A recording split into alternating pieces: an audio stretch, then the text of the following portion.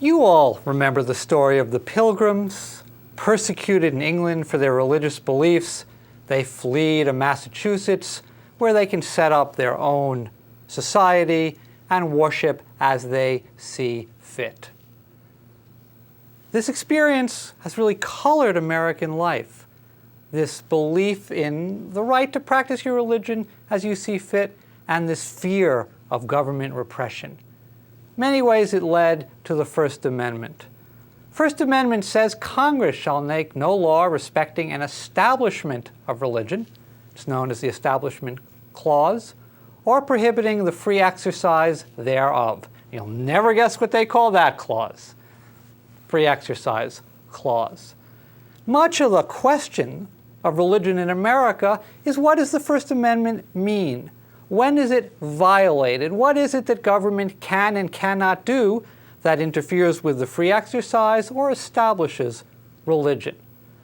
Part of what we want to know is what was intended by the First Amendment. We know some things about it. We know it was not intended to ban religion from America. We know that religion was very important to the colonists and the people who wrote the Constitution. We also know they did not want a national church like in England. That's a church to which people must pay taxes regardless of their beliefs. We also know they did not want to empower religious leaders to make decisions for the rest of us, to dictate how we lead our lives. Now, in contrast, think of some other countries. Think of Iran under the Ayatollahs, the supreme leaders of Islam. Under the Ayatollahs, they were the ones who made laws for people. They dictated what people could do. That kind of theocracy is not what the Americans wanted.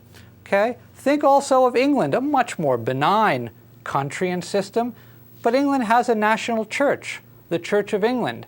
Everybody contributes to that through their tax dollars. That's not what was established in the US. On the other hand, religion has always been important in US history and is to this day.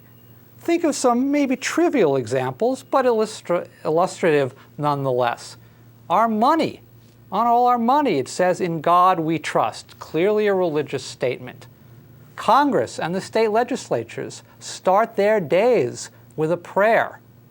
Indeed, even as late as 1952, Justice William O. Douglas, the great libertarian of the 20th century US Supreme Court, said that we are a religious people whose institutions presuppose a supreme being. Now, throughout American history, there have been pressures on religious views. They came in part from immigration, which brought to the United States those who were not Protestant and indeed not Christian. In addition, there was the secularization movement of the 19th and 20th centuries, the growth of people who did not share orthodox beliefs in religion. And this has created a tension between how to protect those who wish to practice their religion without coercing those who have a different view, who perhaps wish to be free of religion. Now, the text of the First Amendment says that Congress shall make no law. It doesn't say the state shall make no law. Therefore, it didn't apply to the states. And I say didn't because in 1940, the Supreme Court read the First Amendment to apply to the states. This is part of the doctrine of incorporation, by which many of the Bill of Rights, the first 10 amendments to the Constitution, have been understood to apply to the states.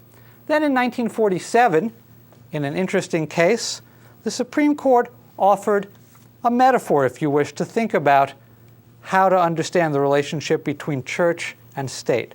The court said there was a wall of separation between them. The idea behind a wall is it's not penetrable. You can't get through it. It's not a street that you can cross. Now, this seemed to many people to be different from much American experience, which they said was about the government not having a preference between religions, not dividing the two. One area in which we've seen a lot of this struggle taking place between religious devotion and belief and non-coercion is in schools. One important case occurred in 1971, and it involved state attempts to fund teachers of parochial schools. And in this case, the court evolved some standards to decide when government action went too far. The test is referred to by the name of the case, and it's kind of unfortunate. It's known as the Lemon test. And the Lemon test asks, is the purpose of the law to further religion? If it is, it will be struck down. It asks, is its primary effect to either inhibit religion or to further it? Again, if it is, struck down. Third, it asks, does the law excessively entangle the government with religion? If so, it's struck down.